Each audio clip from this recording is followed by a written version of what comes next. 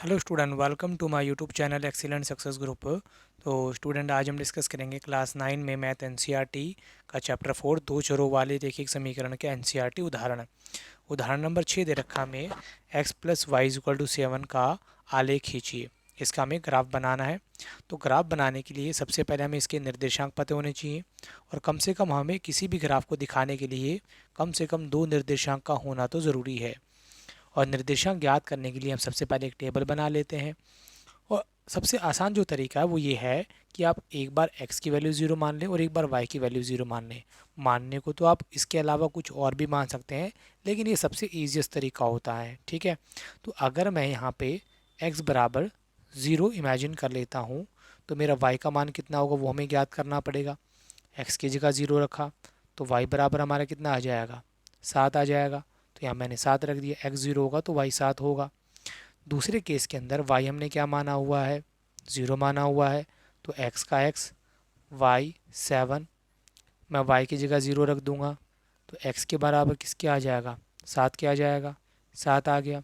ये हमें निर्देशांक मिल चुके हैं। ठीक है, अब मैंने यहाँ पे कार्तीय तल को पहले से ही बना लिया है ताकि वीडियो में कम से कम टाइम लगे। ये हमारा y एक्सिस है। ठीक है, ये पॉजिटिव y वाला, ये नेगेटिव वाला, ये पॉजिटिव x है और ये नेगेटिव x है। अगर आपका नंबर जो है, देखो नॉर्मल 7 आ रहा है, तो आप यहाँ पे दो दो का इंटरवल भी ले सकते हैं, दो दो का गैप, या एक एक का भी ले सकते हैं, वो आपकी चॉइस है। तो यहाँ पे नंबर छोटा ही है, ज़्यादा बड़ा नहीं है, तो मैं एक एक का गैप ले लेता हूँ। यहाँ एक लिया, यहाँ पे 2, ये 3, 4, 5, 6, 7, 8। ठीक है, ये माइनस सॉरी ये 0 हो गया हमारा, ये माइनस का 1, माइनस का 2, माइनस का 3, ये 1, 2, 3, 4, 5, 6, 7, 8, और नीचे माइनस का 1, माइनस का 2। तो हमारा पहला निर्देशांक क्या है, x तो 0 है बट y कितना है, 7। तो y की लाइन पे आपको 7 देखना है और इस तरीके से डॉट लगा देना है। पहला भी निर्देशांक प्राप्त हो गया। इस निर्देशांक का नाम है 0, 7। दूसरा निर्देशांक हमारा कितना है, x तो 7 है बट y कितना है, 0। तो x तो 7 x की लाइन पे मिलेगा, ये रहा। इस निर्देशांक का नाम है 7, 0। हमें दो बिंदु मिल गए हैं, दोनों बिंदुओं को हम स्केल से ज्वाइन करवा देंगे। पहला बिंदु यहाँ, दूसरा बिंदु यहाँ, दोनों बिंदु मिल गए। तो आपको इस तरीके से रख के लाइन ड्रॉ कर देनी है। ठीक है, तो ये हमारा ग्राफिकल रिप्रेजेंटेशन हो जाएगा। यहाँ लिखेंगे x plus y is equal to 7। Clear, और ये हमारा ग्राफ बन के बिल्कुल तैयार है। आप इसको ग्राफ शीट में बना ले, ज़्यादा एक्यूरेटली बनेगा आपका ग्राफ। ठीक है, ये हमारा उदाहरण नंबर 6 था। अब हम डिस्कस करेंगे उदाहरण नंबर 7 को। उदाहरण नंबर 7 में बोला गया है, आप जानते हैं कि एक पिंड पर लगाया गया बल पिंड में उत्पन्न त्वरण के अनुक्रमानुपाती होता है। इस स्थिति को व्यक्त करने वाला एक रैखिक समीकरण लिखिए और समीकरण को आलेखित कीजिए। तो देखो, पहले मैं आपको ये बता दूं कि बल और त्वरण होता क्या है। कोई भी वस्तु हमारी, ठीक है, इसके ऊपर क्या हम लगाते हैं, फोर्स लगाते हैं, यानी कि बल लगाते हैं। तो बल लगाने से ये कहीं ना कहीं आगे मूव करे, जितना मूव करे उसको करेंगे एक्सेलरेशन। ठीक है, हिंदी में कहते हैं जिसको त्वरण। जितना ज़्यादा हमारा फोर्स बढ़ता रहेगा उस हिसाब से हमारी एक्सेलरेशन भी, यानी कि त्वरण भी क्या होता रहेगा, बढ़ता रहेगा। इन दोनों में रिलेशन होता है, डायरेक्ट रिलेशन होता है, डायरेक्ट प्रपोर्शन होते हैं ये। ठीक है, यानी एक फोर्स को बढ़ाने से त्वरण भी हमारा क्या होता रहेगा, इंक्रीज होता रहेगा। बट क्वेश्चन में क्लियरली बोला है कि इन दोनों में अनुक्रमानुपाती रिलेशन होता है, यानी कि फोर्स और एक्सेलरेशन, इन दोनों में कोई ना कोई एक कांस्टेंट नंबर का रिलेशन होगा, जिसको हम इस तरीके से रिप्रेजेंट कर सकते हैं। अगर मैं त्वरण को x मान लूँ और लगाए गए बल को मैं y मान लूँ, तो y इज इक्वल टू, अब देखो ये हमारा क्या है, एक प्रपोर्शन का साइन है। अगर इसको हमें नॉर्मल करना है, समीकरण में लिखना है, क्योंकि समीकरण को हम इक्वल टू का साइन लगा के ही लिख सकते हैं। तो यहाँ पे हम लिखेंगे k is equal to a, और ये एक तरीके से साइंस की लैंग्वेज का, साइंस का मैटर है, साइंस की समीकरण है, जिसके अंदर k है जो हमारा, वो वस्तु के द्रव्यमान को रिप्रेजेंट करेगा, द्रव्यमान को।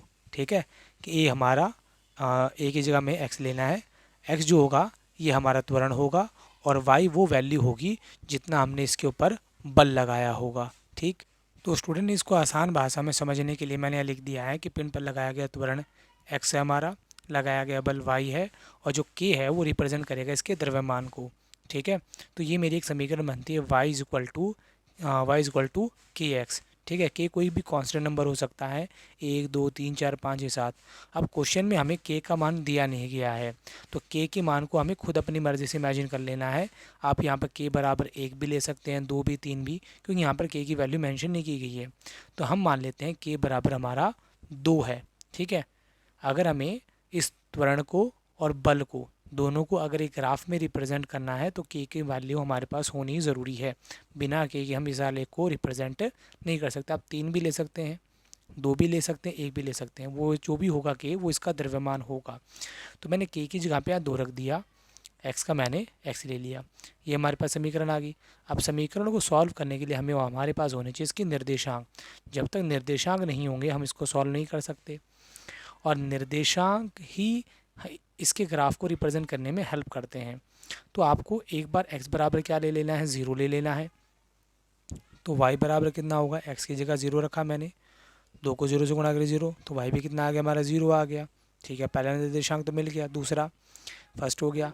अगर दोनों के अंदर 0 0 आ जाता है तो आप अगली बार या x को मानो या y को मानो, कुछ ऐसा नंबर मानना कि 0 के हट के हो, क्योंकि दोनों में ऑलरेडी 0 यूज़ हो चुका है।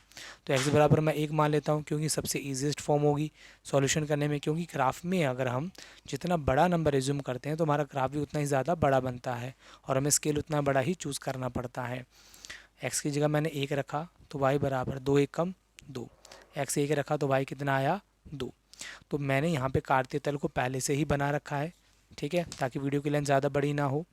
ये हमारा वाई एक्सिस है, ऊपर पॉजिटिव वाला है और नीचे वाला नेगेटिव वाला होगा। ये पॉजिटिव एक्स है, इसे नेगेटिव ले लेता हूँ मैं। ठीक है, यहाँ नंबर ले लेता हूँ 1, ये हमारा 0 है, 2 3 4 5 6 7 8, 1 2 3 4 5 6 7 8 9। ये हमारा नेगेटिव का हुआ, माइनस का 1 माइनस का 2 माइनस का 3 माइनस का 1 माइनस का 2 हो गया। सारे नंबर मैंने लिख दिए। अब पहला निर्देशांक तो हमारा मूल बिंदु ही है 0 0, तो 0 0 तो ये वाला हो जाएगा।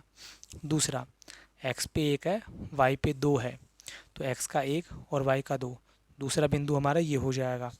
2 बिंदु मिल गए, इन दोनों को हम मिला देते हैं, ज्वाइन कर देते हैं। ठीक है,